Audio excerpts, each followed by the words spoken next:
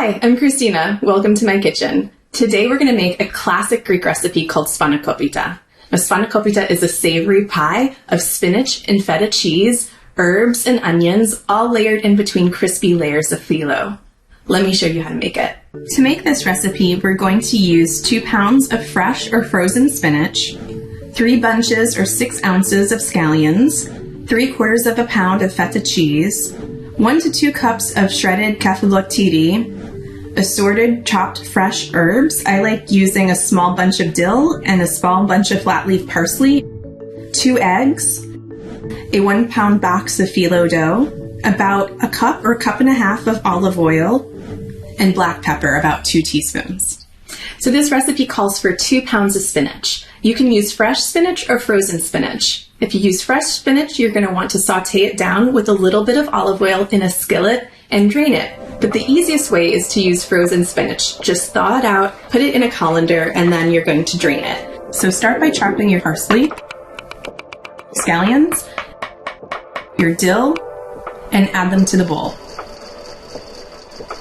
Add the black pepper, the kefalotiri, and your feta cheese. Then add your eggs.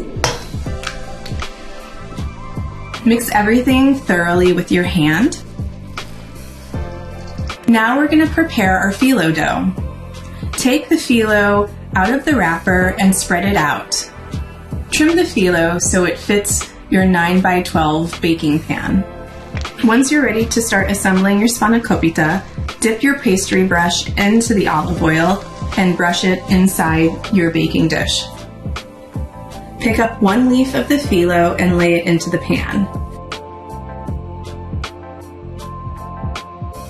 Brush the phyllo with olive oil. Repeat layering the phyllo, brushing each individual leaf for about 8 layers.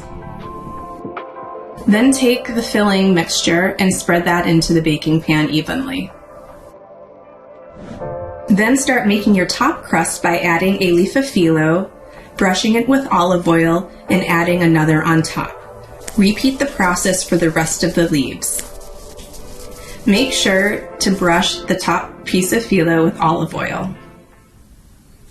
So phyllo is extremely delicate and flaky after it's been baked. So right now we're going to score it before we put it into an oven, and that just means using the sharpest knife you have and pre-cutting your spanakopita before you bake it. So the last step before we put the spanakopita into the oven is to give it a little flick with some water. Now, this is just a trick that my yaya, which is grandma in Greek, taught me, but I'm just going to take some water and put it on my fingertips, and I'm just going to flick it onto my pie, just like that. Doesn't have to be a lot, but this is perfect. And now I'm going to put it into the oven. Preheat your oven to 375 degrees. And bake the pie until the top is golden brown, about 30 to 45 minutes. Now we have our finished spanakopita. When you bake your spanakopita, you know it's done because it has this beautiful golden brown color, and you can see all the layers of phyllo that have puffed up a little bit. You want to let it set for about 10 minutes after you take it out of the oven because it's going to be quite hot. So this is set for around 10 minutes, and I'm just going to scoop in and take out my piece.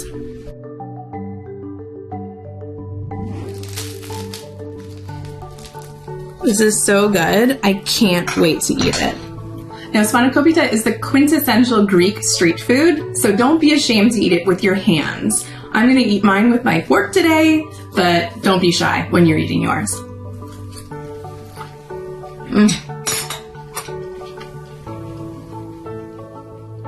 It's so good.